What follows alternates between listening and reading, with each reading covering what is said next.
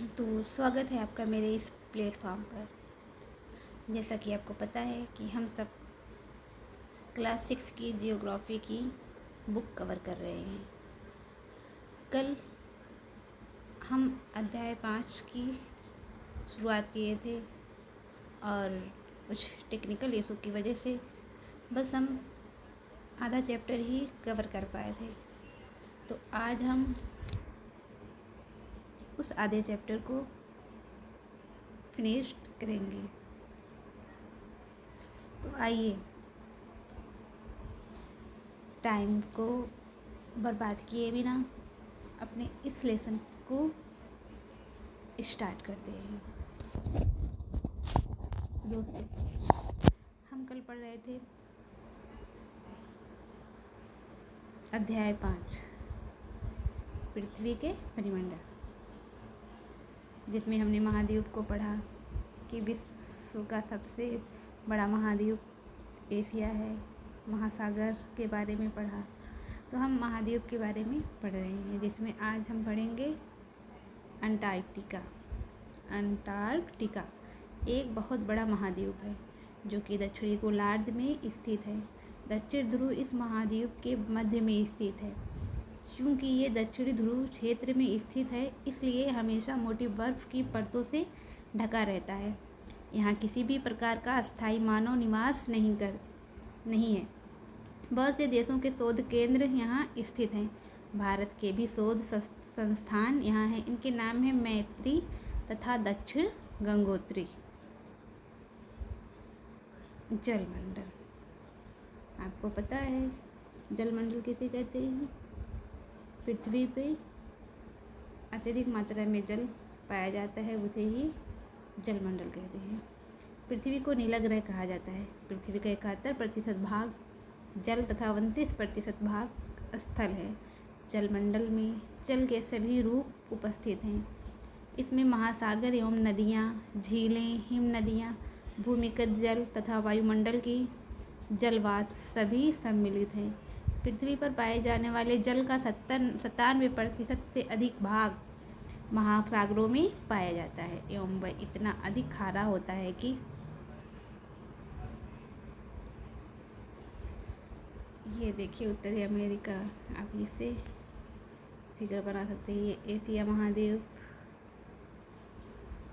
Europe, इसके बीच में कौन सा पर्वत है जो एशिया और यूरोप को अलग करती है? आप कमेंट बॉक्स में आंसर दीजिएगा।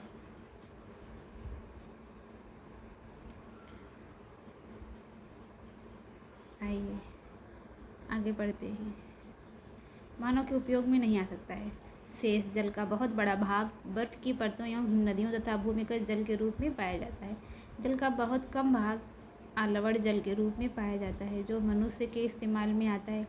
यही कारण है कि नीले ग्रह में रहने के बावजूद हम पानी की कमी महसूस करते हैं। महासागर, अब महासागर क्या है? महासागर जलमंडल के मुख्य भाग हैं। ये आपस में एक दूसरे से जुड़े हुए हैं। महासागरीय जल हमेशा गतिशील रहता है। तरंगे, ज्वार भाटा तथा महासागरीय धाराएं। महासागरीय जल की 3 मुख्य गतियां हैं।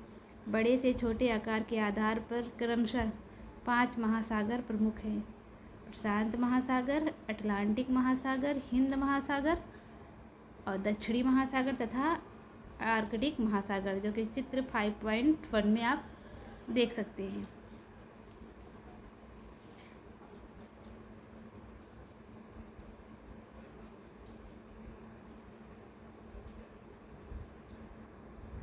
प्रशांत महासागर सबसे बड़ा महासागर है। ये पृथ्वी के 1/3 भाग पर फैला हुआ है। पृथ्वी का सबसे गहरा भाग मेरियाना गर्त प्रशांत महासागर में स्थित है। अभी मैंने यहाँ पढ़ाया, मेरियाना गर्त प्रशांत महासागर में स्थित है। ये पृथ्वी का सबसे गहरा गर्त है। कितना गहरा है? 11,022 मीटर गहरा है। प्रशांत महासागर लगभग वृत्ताकार है। एशिया, ऑस्ट्रेलिया, उत्तर एवं दक्षिण अमेरिका इसके चारों ओर स्थित हैं। चित्र 5.1 को देखिए तथा प्रशांत महासागर के चारों ओर इन महाद्वीपों की स्थिति का पता लगाइए। चलिए देख लेते हैं।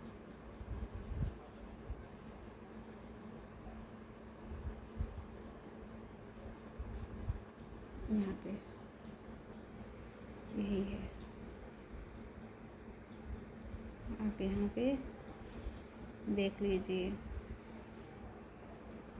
ये है प्रशांत महासागर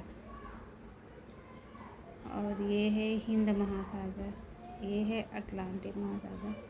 आप देख सकते हैं ये है दक्षिण महासागर।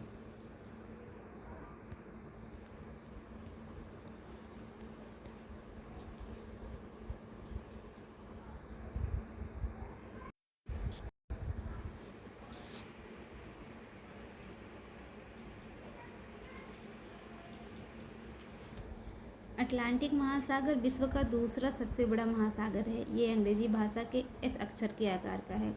इसके पश्चिमी किनारे पर उत्तर एवं दक्षिण अमेरिका है तथा पूर्वी किनारे पर यूरोप एवं अफ्रीका। अटलांटिक महासागर की तटरेखा बहुत अधिक दंतुरित है। ये अनियमित एवं दंतुरित तटरेखा प्राकृतिक पोताश्रयों एवं पत्तनों के लिए आदर्श स्थिति है। व्यापार की दृष्टि से ये सबसे व्यस्त महासागर है। हिंद महासागर ही एक ऐसा महासागर है जिसका नाम किसी देश के नाम पर यानी भारत के नाम पर रखा गया है। ये महासागर लगभग त्रिभुजाकार है। इसके उत्तर में एशिया, पश्चिम में अफ्रीका तथा पूर्व में ऑस्ट्रेलिया स्थित है। दक्षिण महासागर अंटार्कटिका महाद्वीप को चारों ओर से घेरता है। ये अंटार्कटिका महाद्वीप से उत्तर की ओर 60 डिग्री दक्षिणी अक्षांश तक फैला हुआ है। आइए जानते हैं, आर्कटिक महासागर उत्तर ध्रुव वृत्त में स्थित है तथा ये उत्तर ध्रुव के चारों ओर फैला है। ये प्रशांत महासागर के से छिछले जल वाले एक संकरे भाग से जुड़ा है जिसे बेरिंग जलसंधि के नाम से जाना जाता है। यह उत्तरी अमेरिका के उत्तरी तटों तथा यूरेशिया से घिरा हुआ है। वायुमंडल किसे कहते हैं? पृथ्वी पर जो विभिन्न प्रकार की गैसें पाई जाती हैं, किसमें पाई जाती हैं? इसे वायुमंडल में। हमारी पृथ्वी चारों ओर से गैस की एक परत से घिरी हुई है जिसे वायुमंडल कहा जाता है। वायु की यह पतली परत इस ग्रह का महत्वपूर्ण एवं अटूट भाग है। वायुमंडल में कौन कौन सी गैसें पाई जाती हैं? जैसे carbon dioxide, oxygen, nitrogen etc। वायु की ये पतली परत इस ग्रह का महत्वपूर्ण एवं अटूट भाग है। ये हमें ऐसी वायु प्रदान करता है जिससे हम लोग सांस लेते हैं वायुमंडल में। ये वायुमंडल हम लोगों को सूर्य की कुछ हानिकारक किरणों से बचाता है। वायुमंडल 16 किलोमीटर की ऊंचाई तक फैला है। वायुमंडल को उसके घटकों, तापमान तथा अन्य के आधार पर 5 परतों में बांटा जाता है। इन परतों को पृथ्वी की सतह से शुरू करते हुए क्षोभ मंडल, सप्ताप मंडल, मध्य मंडल, आयन मंडल तथा बहिर्मंडल कहा जाता है।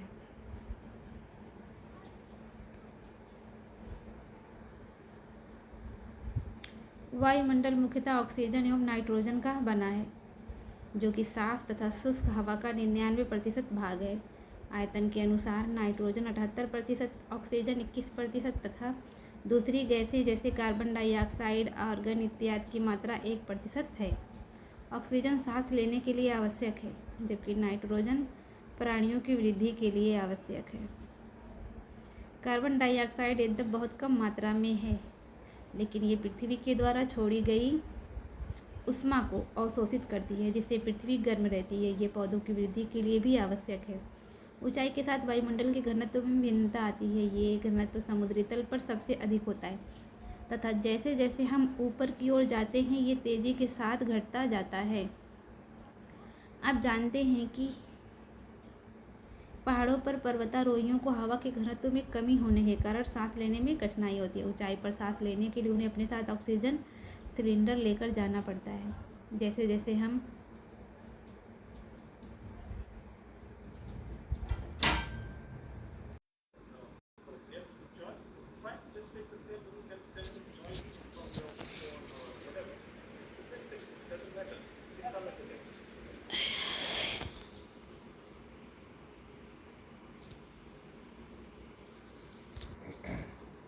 जीवमंडल स्थल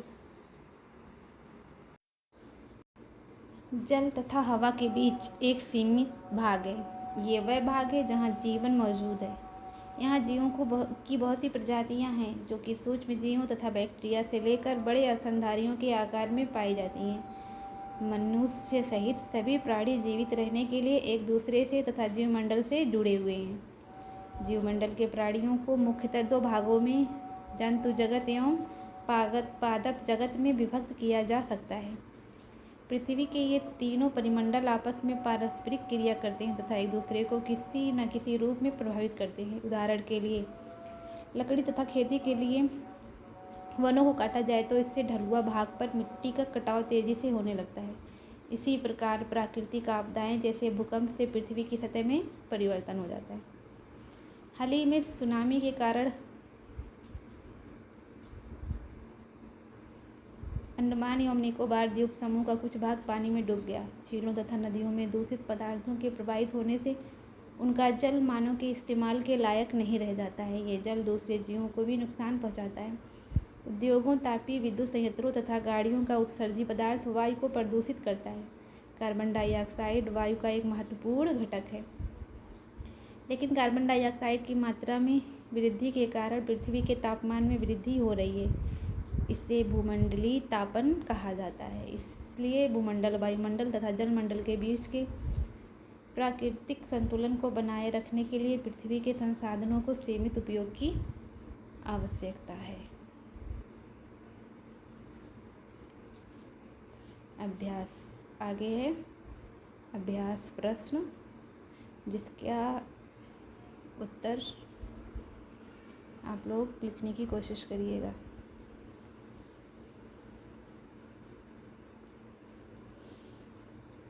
और कुछ करें। मानचित्र कार्य अब है पृथ्वी के प्रमुख स्थल स्वरूप, लेसन 6 अध्याय 6, जो कि हम नेक्स्ट वीडियो में देखेंगे।